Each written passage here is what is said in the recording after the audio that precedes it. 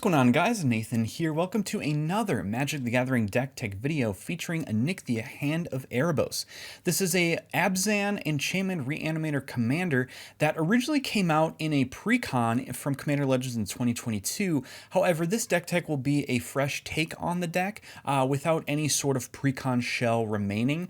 This is sort of just started as a fresh slate to try to build Anikthea sort of as busted as we can make her in Commander in 2024.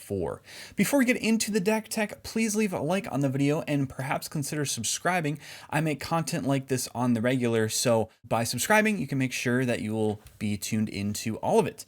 All right, so let's jump into the commander first by reading her. She is a 5 mana, 2 colorless, 3 Abzan, legendary enchantment creature demigod, 4/4 with menace. Other enchantment creatures you control have menace, and whenever Anikthea ETBs or attacks, exile up to 1 target non-aura enchantment card from your graveyard. Create a token that's a copy of that card, except it's a 3/3 black zombie creature in addition to its other types.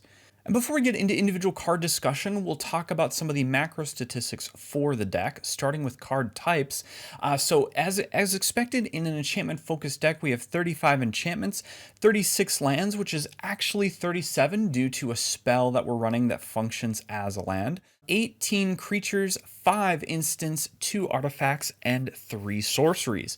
When we look at our mana curve, once we dump this into Moxfield and adjust for custom mana costs, our average CMC is 3.52, which is a little bit misleading because we don't actually anticipate on ever casting some of the enchantments in the upper end of our curve. And then with our land analysis, we have 8 tapped lands, 29 untapped lands, and then 11 sources of self-mill in the mana base, and this can actually potentially increase to 12 with a new card that is coming out in Outlaws of Thunder Junction, but that set is not yet released. All right, so let's jump into the slot analysis.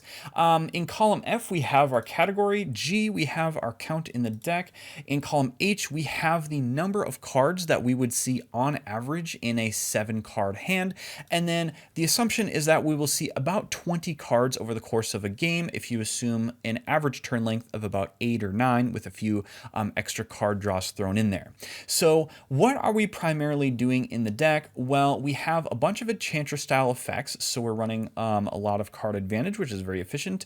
There are several combat buffs in the deck, several ways to ramp, and then what we're going to be doing is we're going to take those 3/3 enchantment creatures that Anikthea creates, and we're going to be flickering Anikthea to make more. We're going to be copying those enchantments, and then we are going to be doubling up on those with our doublers and triplers category. There is some removal and interaction in the deck. This number could probably afford to be increased, although as I was building the deck, I think I actually dialed back the removal interaction just a tad. I think one of my earlier builds of the deck had about 11 cards, and we're running 7 because there's just a lot of ways to get exponentially better on board, and so the strategy for this deck is to sort of have such a crushing offense that you don't really need to worry about your opponent's things because you just basically steamroll, which is always the plan but never the actual outcome of many matches. So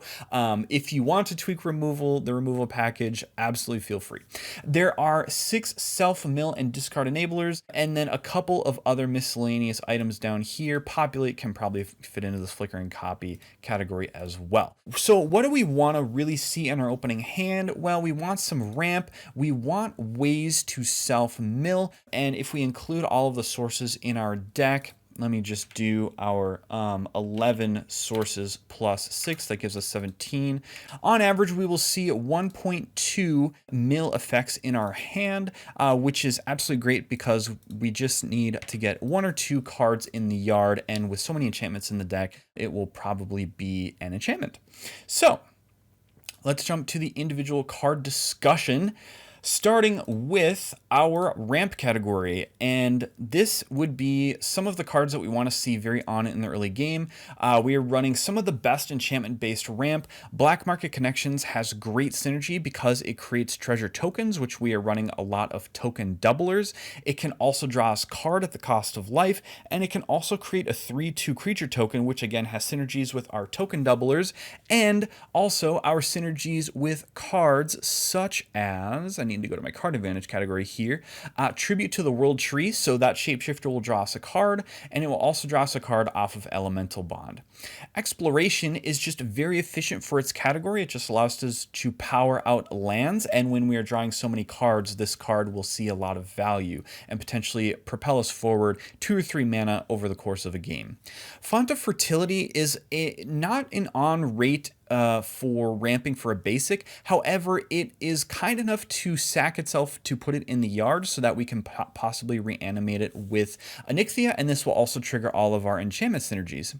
Jukai Naturalist is just a basic ramp spell, 2 mana 2/2 lifelink enchantment spells you cast cost 1 less to cast, and notably our commander is an enchantment, so this will power out our commander 1 turn early. Sanctum Weaver is a 2 mana 0/2 enchantment creature dryad, one of our most powerful ramp spells because it says tap add X mana of any one color, where X is the number of enchantments you control, which gets bananas. Smothering Tithe is one of the more annoying cards in the game. However, this has such good synergy with our deck that I could not leave it out, because not only is it an enchantment that ramps us like crazy the turn it comes out, but it actually the treasures can be doubled with other effects we have on board.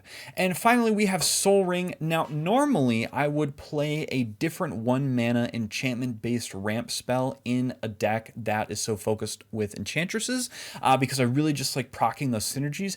However, Soul Ring is only in here for the sole reason that we have Urza Saga, which requires a artifact card with mana cost 0 or 1. So what you end up doing once Urza Saga's sacrifice trigger goes on the stack, or I'm sorry, not the sack trigger, but the tutor trigger, the chapter 3, you can tap it in response to add 1 floating colorless, then that trigger will resolve, meaning that you can go get your Soul Ring, so that will go onto the battlefield, and you can then tap your Soul Ring to effectively generate 3 mana off of this last trigger. So absolutely fantastic synergy there, and that is our ramp category. So generally in the early game, we either want to be ramping, but just as good is our self-mill and discard enablers. And the mana base will require some explaining here as well, because we have cards like the bounce lands, such as Golgari Rot Farm. So what happens is on turn 1, if we play a land and we have Golgari Rot Farm sitting in our hand, we will go to turn 2 and draw our 7th card, or no, I'm sorry, we will draw our 8th card again. So what you can do is, if you don't have anything that you want to play for 2 mana, you can play Golgari Rot Farm, returning the land you just played to your hand, and now you have to discard down to 7 for the turn, which is a free discard outlet that you take as part of the rules. So what you can do is you can dump a super expensive enchantment on turn 2 into the graveyard, so that you can reanimate it on a future turn. So this effectively functions as self-mill, and it also draws you a card because that land goes right back to your hand. There's also the self-mill effects, such as Gallifrey Council Chamber. It is colorless, however, when it ETBs Surveil 1.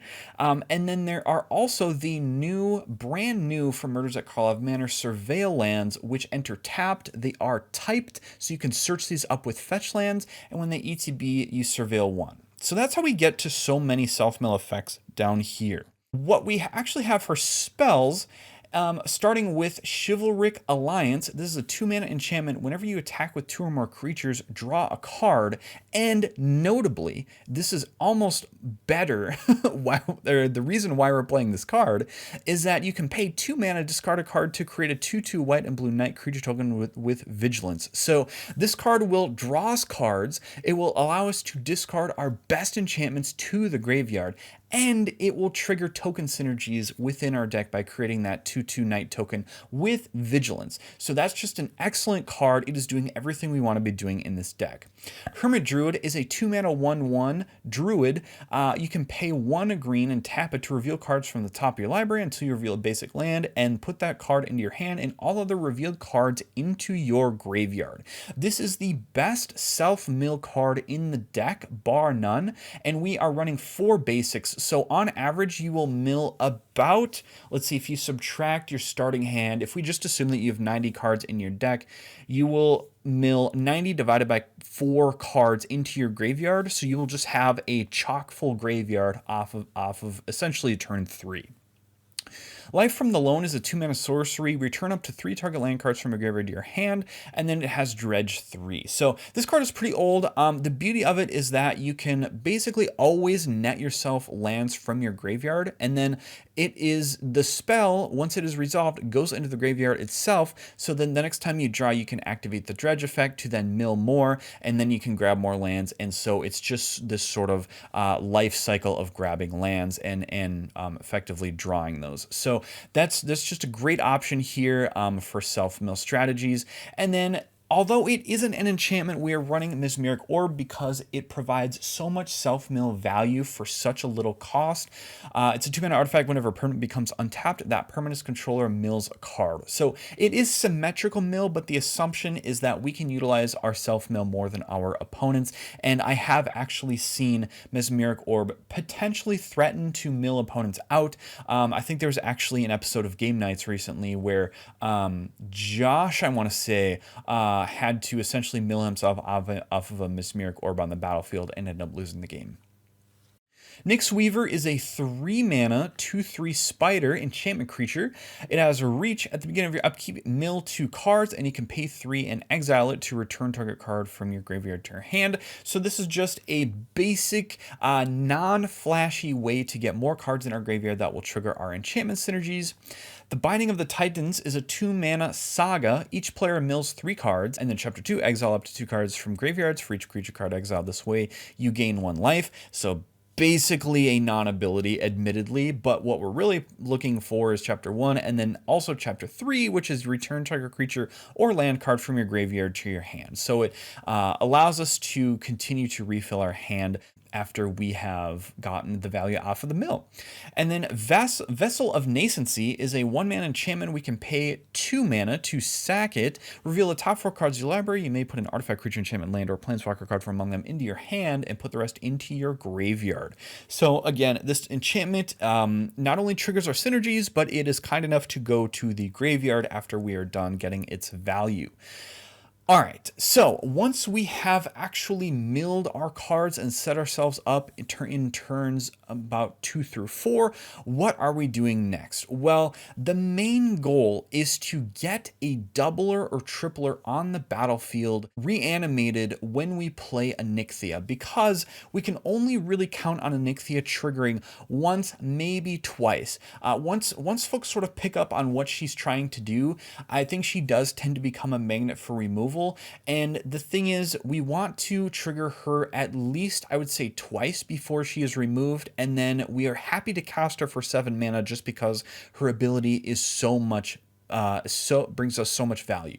So ultimately, what we're really anticipating as sort of the mid case scenario, not our ceiling, not our floor, but like the average case scenario, is that we can probably trigger Anikthea 3 times a game, and that's probably being a little bit conservative. But I like to play knowing that my opponents are probably going to remove our one commander.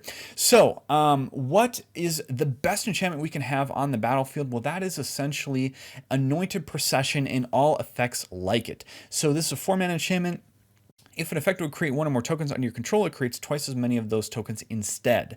So what happens is, once we get Anikthea's ETB effect, we reanimate Anointed Procession. So that will create a zombie, which has Anointed Procession. The next time we trigger Anikthea again, if we have another card like this, for example, Doubling Season, or let's take Parallel Lives, because it's essentially the same card, that will then create 2 more copies of what is essentially Anointed Procession or Parallel Lives.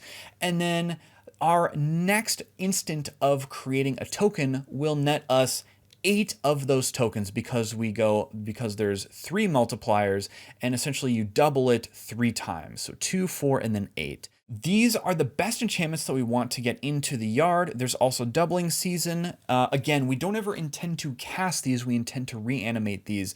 A lot of folks think that Doubling Season is sort of below rate in terms of what it provides, but we just want as much redundancy in the deck as possible to trigger this sort of exponential effect, which really allows us to get out of hand. Doubling Season, again, 5 mana. If an effect would create 1 or more tokens under your control, it creates twice that many of those tokens instead. If an effect would put one or more counters on a permanent you control, it puts twice that many of those counters on that permanent instead. One little bonus synergy with Doubling Season is because we are running so many sagas, sagas actually trigger to add a lore counter to them, and I'm trying to find the Binding of the Titans. Here we go.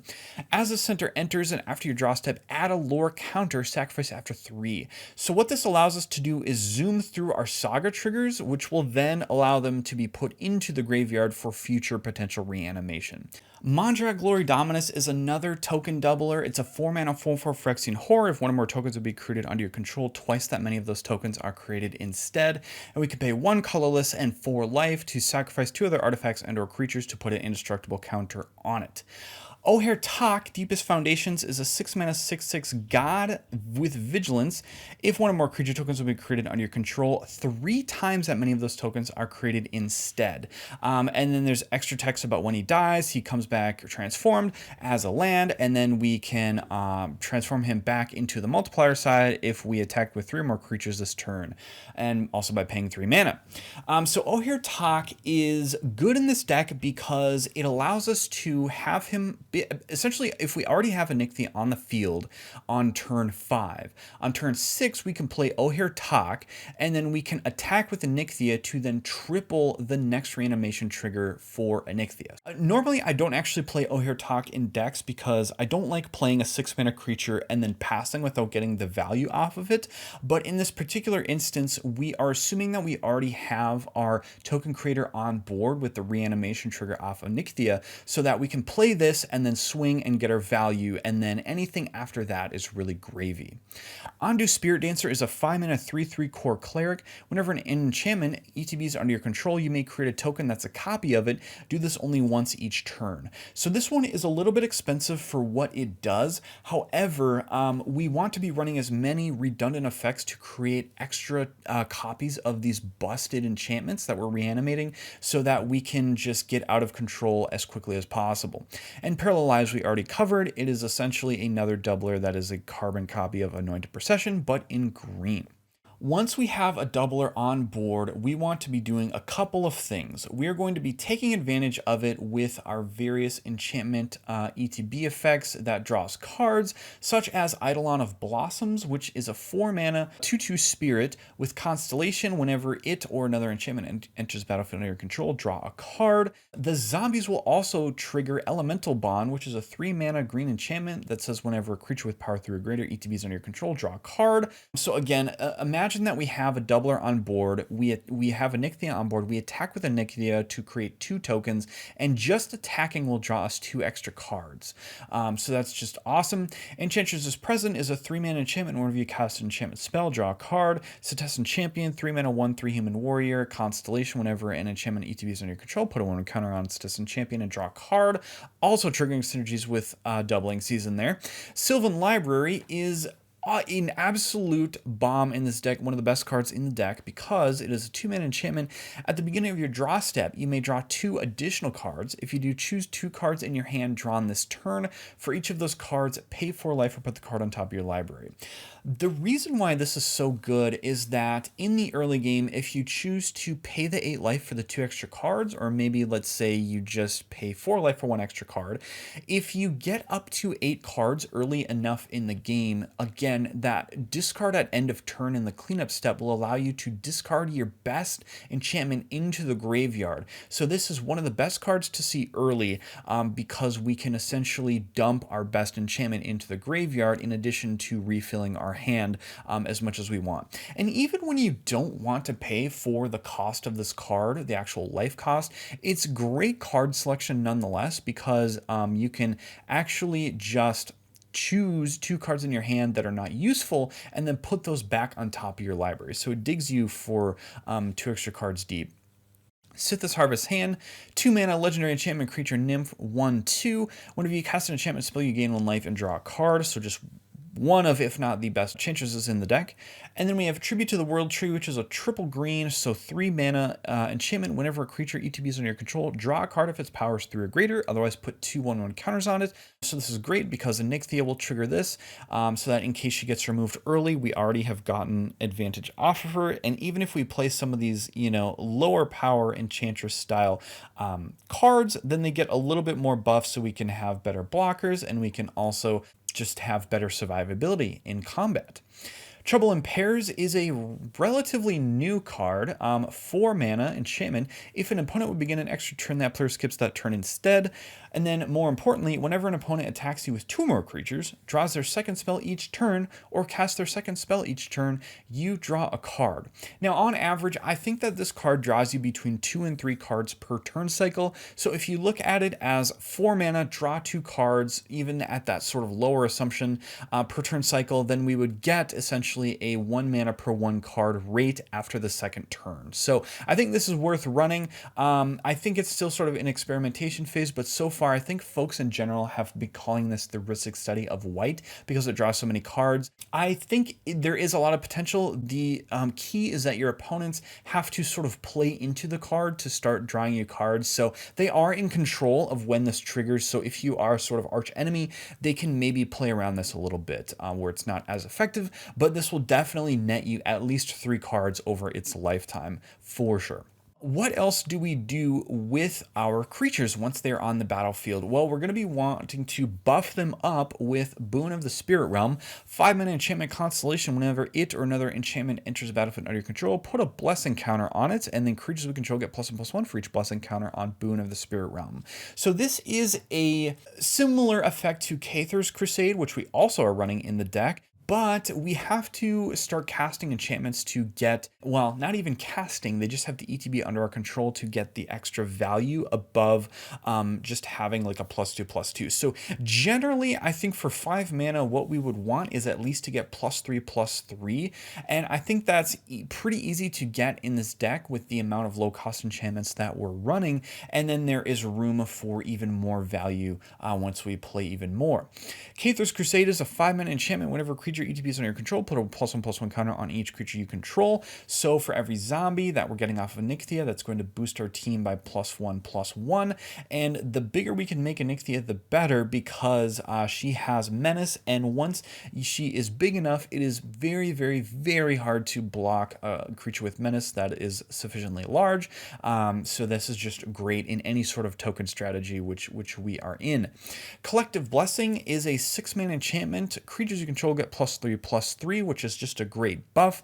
Again, we don't really plan on ever casting this, so this is great to pull out of the yard with Anikthea. Felidar Retreat is a 4 mana enchantment landfall. Whenever land ETBs are in control, choose 1, create a 2/2 cat beast creature token, or put a +1/+1 counter on each creature you control. Those creatures gain vigilance until end of turn, which is great for both offense and defense. This card just sort of does it all and has extra synergies with our exploration card that we're running, in addition to doubling season for the extra counters. Legion Loyalty is our most expensive enchantment in the deck, which is an 8 mana enchantment that says creatures you control have Myriad, and that is great because we want to be triggering ETBs, and that will trigger specifically Anikthea ETBs, and even though we won't keep them because they would all die to the legend rule, we actually get to essentially have 3 extra Anikthea triggers by them entering the field and then being sacrificed off of the Myriad. And then we have Nylea's Colossus. So this is an example. So let me just read the card. So 7 mana, 6/6 enchantment creature giant. Whenever it or another enchantment ETBs under your control, double target creature's power and toughness until end of turn. In this deck, again, we want to be running as many effects that really scale well with doubling and tripling, assuming that we can get maybe 2 or 3 of these types of effects onto the field at once. And this card is sort of similar to Unnatural Growth, which is a 5 mana enchantment. At the beginning of each combat, double the power and toughness of each creature you control until end of turn. So if we have an Anointed Procession on the battlefield and we happen to get 2 instances of Unnatural Growth triggers or Nylea's Colossus triggers, that's going to just snowball us exponentially and will absolutely add to a dominating board state. So this is one of those cards cards where I actually cut a piece of removal, specifically Seal of Cleansing, to put in a different slot for the combat buffs, because this creature, when it is copied, scales extremely well with this deck. So that's sort of the key when you think about which enchantments you want to slot in. You have to think, okay, how would this perform if it was doubled or tripled, and can we get exponential value out of it? So that is Malleus Colossus, Unnatural Growth. And then finally, we'll move on to the Flicker and Copy category. So we have a couple of flicker effects to protect Anikthea and also trigger her ETBs again. But first we have Calyx, Guided by Fate, a 3-mana 2/2 legendary enchantment creature human druid with Constellation. Whenever it or another enchantment ETB is under your control, put a +1/+1 counter on target creature. Whenever Calyx or an enchanted creature you control deals combat damage to a player, you may create a token that's a copy of a non-legendary enchantment creature you control. Do this only once each turn. So Calyx is in here because it particularly works well with Anikthea on the field, because all of our enchantment creatures will have Menace, which allows them to, not be unblockable necessarily, but all we need is one trigger. And if we can maybe spam a couple of enchantresses, or maybe we get an Anikthea activation to then put a couple +1/+1 counters on target creatures, there's a better chance that they would survive combat, and we would continue to essentially trigger this ability. There is also City of Death, which is a 3-mana enchantment. Create a treasure token for Chapter 1, and then Chapters 2 through 6 says create a token that's a copy of target non-saga token you control. So this is not only treasure synergies with the token doublers that we have, but also we can start to copy our other zombie tokens that are being produced by Anikthea to then, again, just sort of create this cascading effect of exponential value. Cloud Shift is a 1-mana instant. Exile target creature you control, then return that card to the battlefield under your control. So this will save Anikthea in a pinch and also trigger her ETB.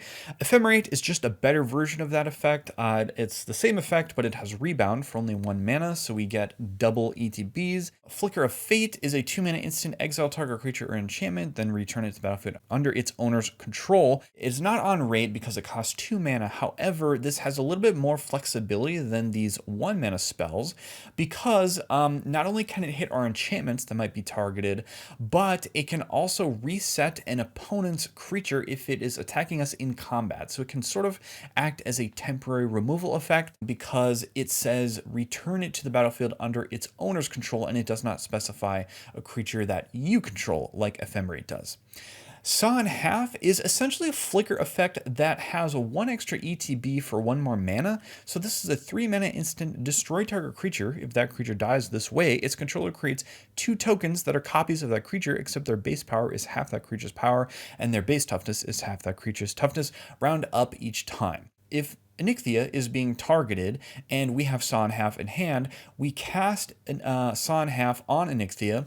The Anikthias will then separate into 2, so we will get 2 ETB triggers. They will enter then as 2/2s. The ETB triggers will go on the stack, will reanimate something, and then the Legend Roar will activate and one of the Anikthias will die. So we'll still keep one Anikthea, but she is a 2/2. So that's the trade-off here, is that we get 1 extra ETB for 1 more mana, and she only gets half power and toughness. And then there is 3 Blind Mice, which can get absolutely nutty if this is reanimated as a zombie, because it is a 3-mana saga. Chapter 1, create a 1/1 mouse creature token. Chapters 2 and 3, create a token that's a copy of target token you control. And Chapter 4 is creatures you control get +1/+1 and gain vigilance until end of turn.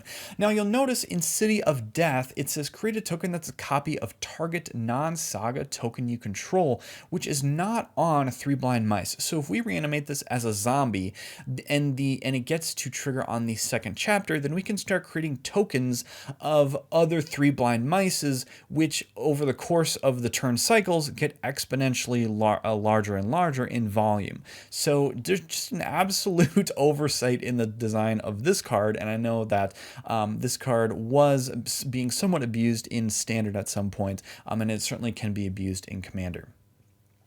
All right, let's cover the last few categories here. In sort of the similar spirit as our Flicker and Copy category, we have Populate effects. So Growing Ranks is a 4-mana enchantment at the beginning of your upkeep. Populate, so create another zombie.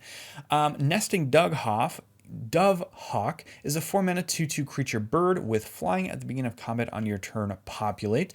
And then, whenever a creature token ETB is under your control, put a +1/+1 counter on Nesting Dove Hawk. And in a token strategy, this is absolutely awesome. This card becomes huge very fast while also providing us consistent populate effects.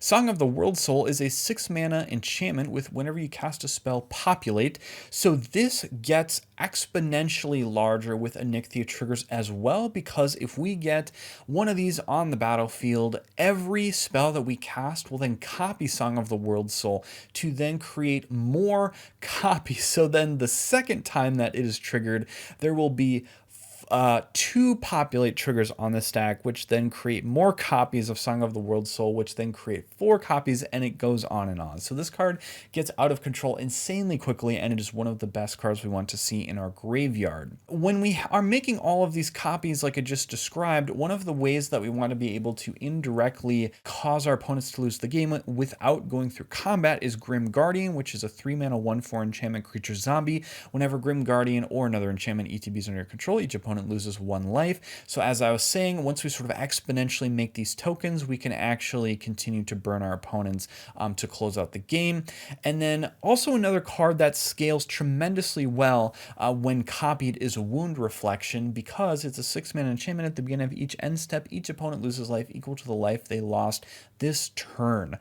So with 2 of these on the battlefield, your opponents end up taking, I believe, quadruple damage, because 1 enchantment will double it, and 2 enchantments, wait, that would be, yeah, because then the first trigger on the stack will resolve, and then the second trigger will resolve, which will see the life that was lost previously, which is, so with 2 of these on the battlefield, essentially reads your opponents take 4 times as much damage as they normally would. Then we have some great token producers. One that is not an enchantment but is good enough to warrant being in the deck is Archon of Sun's Grace, which is a 4-mana 3/4 creature Archon. Flying, lifelink. Pegasus creatures you control have lifelink, and then Constellation, whenever an enchantment ETB is under your control, create a 2/2 white Pegasus creature token with flying. So it creates 2/2 flying lifelinkers on every enchantment ETB, which is absolutely nutty. Hallowed Haunting is a 4-mana enchantment. As long as you control 7 more enchantments, creatures you control have flying and vigilance, which is not that hard, which how much we're going to be populating our various zombie tokens. Whenever you cast an enchantment spell, create a white Spirit Cleric creature token with this creature's power and toughness are each equal to the number of spirits you control. Then we have some other categories here. So in our board wipe category, we're running Cacophony Unleashed, which is a 7-mana enchantment. When it ETBs, if you cast it, destroy all non-enchantment creatures. So Wizards basically just like us wagging the finger, like, no, you can't reanimate this. You have to cast it. And then whenever Cacophony Unleashed or another enchantment ETBs under your control, until end of turn, it becomes a legendary 6/6 Nightmare God creature token with Menace and Death Touch that is still an enchantment. Then we have Doomwake Giant, which is another card that's great to copy. 5-mana 4/6 enchantment creature giant. Whenever it or another enchantment ETB is under your control, creatures your opponent's control get -1/-1 until end of turn. So essentially a one-sided board wipe every time we cast enchantments or enchantments ETB, which is awesome. Then in our Mega Ramp category, so more bomb enchantments that we want to see in the graveyard to reanimate, is Mirari's Wake, which is a 5-mana enchantment. Creatures you control get +1/+1, and whenever you tap a land for mana, add 1 mana of any type that land produced, effectively doubling our mana protection. Nyxbloom Ancient is a 7-mana 5/5 legend enchantment creature elemental with trample. If you tap a permanent for mana, it produces 3 times as much of that mana instead. So if we create even 2 copies of Nyxbloom Ancient, that will allow our lands. 1 land would produce 9 mana if we have 2 Nyxbloom Ancients on the battlefield. So just absolutely insane. And then we have a card from the reserve list, I believe. I think this card is so expensive because it's on the reserve list. Replenish 4 mana, sorcery, return all enchantment cards from your graveyard to play. Now, with our offensive picks already out of the way, let's move on to defense in our removal and interaction category, starting with Aura Shards, which is a 3-mana enchantment. Whenever a creature ETB is under your control, you may destroy target artifact or enchantment. So this will allow us to machine gun down our opponent's artifacts and enchantments. Aura of Silence also absolutely neuters artifact-based decks. It's a 3-mana enchantment artifact, and enchantment spells your opponent's cast cost 2 colorless more to cast, and we can sack it to then destroy target artifact or enchantment at instant speed.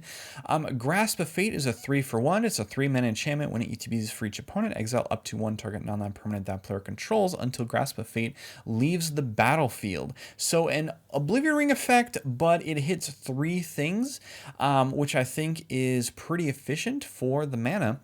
Kenrith's Transformation is a 2-mana aura, so it doesn't work with Anikthea, admittedly. However, this is one of the best removal spells I think that green has, because you enchant a creature. When it ETBs, draw a card. An enchanted creature loses all abilities and is a green elk creature with base power and toughness 3/3. So we can lock commanders onto the battlefield and the card replaces itself, which is absolutely fantastic. Then there is Oubliette, which is a 3-mana enchantment. When it ETBs, target creature phases out until Oubliette leaves the battlefield. Tap that creature as it phases out this way. So this is another way to lock commanders on the board, and notably it is not an aura, so it does work with Anikthea. Sundering Growth is a 2-mana instant, destroy target artifact or enchantment, then populate. So this is being run in place of Seal of Cleansing, or that type of effect. I think there's also a green effect called Seal of Primordium, and that's because we get the populate effect off of it, which can, again, sort of help us to snowball our board. And then a recent card from the Fallout set is Vault 13 Dweller's Journey. It's a 4-mana saga. For each player, exile up to 1 other target enchantment or creature that player controls until Vault 13 leaves the battlefield. Chapter 2, you gain 2 life and scry 2. And Chapter 3, return 2 cards exiled with Vault 13 to the battlefield under their owner's control and put the rest on the bottom of their owner's libraries. So the goal with this, we could possibly exile Anikthea to then have her be reflickered at the end of Chapter 3. However, I think what we're going to be doing most of the time is exiling perhaps another creature that we have on board, maybe not one of the zombies, but maybe one of our, enchantresses or something like that, so that in Chapter 3, we actually get to effectively put on the bottom of their owner's libraries 2 of our opponent's creatures, while then returning our creature down to the battlefield and the least threatening creature that we didn't want to put on the bottom to the battlefield. So a temporary effect, but this actually does allow us to net 2 creatures off the battlefield. I guess in a pinch, if we're not exiling our own thing, we can then get the most scary thing of our opponent's 3 things to go on the bottom of their owner's libraries, and the rest would still enter. So you really want to have a creature on the battlefield to get the maximum value out of Vault 13. All right, so then we have, I think I have Weaver of Harmony as my last card here. It is a 2-mana 2/2 Snake Druid enchantment creature. Other enchantment creatures you control get +1/+1, and you can pay green, tap it, copy target activated or triggered ability you control from an enchantment source. You may choose new targets for the copy. Namely, we can copy our Anikthea triggers, which is absolutely awesome. All right, so that is the deck, everybody. I have a couple of honorable mentions I want to go through really quick. Codex Shredder allows us to mill cards, and this was previously in primarily as a target for Urza's Saga to trigger in case we already have Sol Ring on the battlefield, but I figured I wanted to run more efficient removal and trigger enchantment synergies instead of running an artifact. Dakmor Salvage is a land that can help mill us if it is in the yard with the Dredge ability, but I needed more color fixing, so it did not make the cut. Rootboard Defenses is honestly like the 102nd card in this deck. I'm still debating whether this deserves a spot. It's a 3-mana instant populate, creature control, gain indestructible until end of turn, and I love just the flexibility that this card provides, because it allows us to not only fog ourselves if we want to block and make sure that our creatures survive, it can save us from board wipes that are destroy or damage based, and it can also allow us to get in for free attack to trigger Anikthea for free, so that she can survive the attack. Satyr Wayfinder is just a great way to put cards into our graveyard, and in fact, Life from the Loam took the place of Satyr Wayfinder because it can get us back lands. However, Satyr can function as a chump blocker, so that is a consideration. Seal of Cleansing is a 2-mana destroy target artifact or enchantment as an enchantment, so triggers enchantment synergies, but was just beat out by other effects. Smuggler's Share is a 3-mana enchantment at the beginning of each end step. We can draw a card for each opponent who drew 2 or more cards this turn, then create a treasure token for each opponent who had 2 or more lands enter the battlefield under your control this turn. I think that this card does do work. It's just that in an enchantment based deck, you want to consistently trigger the card draw. So I actually put in, I believe it was Elemental Bond over this card because we want to consistently be triggering the card draw effect there with making all of the zombies.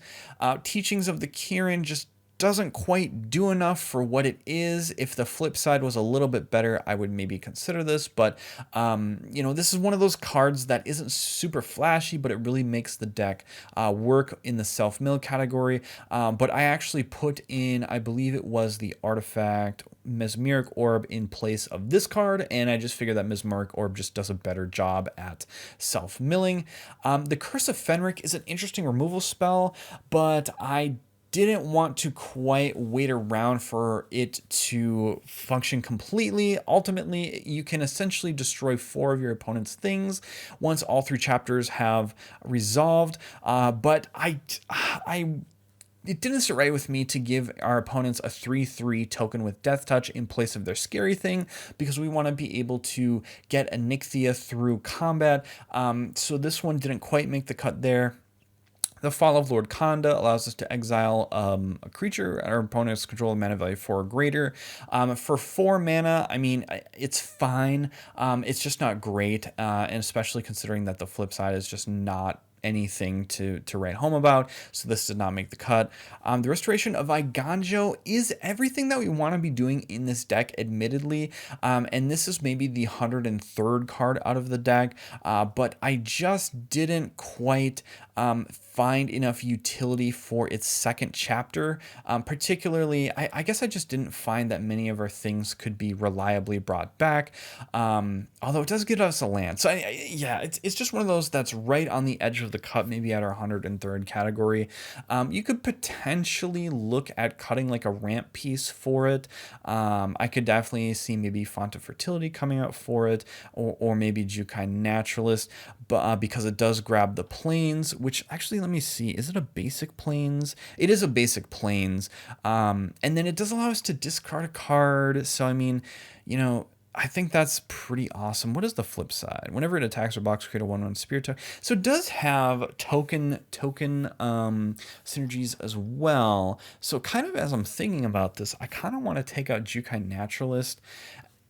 I don't know. I'm still a little bit torn on that, but I think that this definitely is deserving of a spot. And then there is Trial of a Time Lord, which is an interesting removal spell. 3 mana for a saga. Chapters 1, 2, and 3. Exile target non-token creature an opponent controls until the saga leaves the battlefield.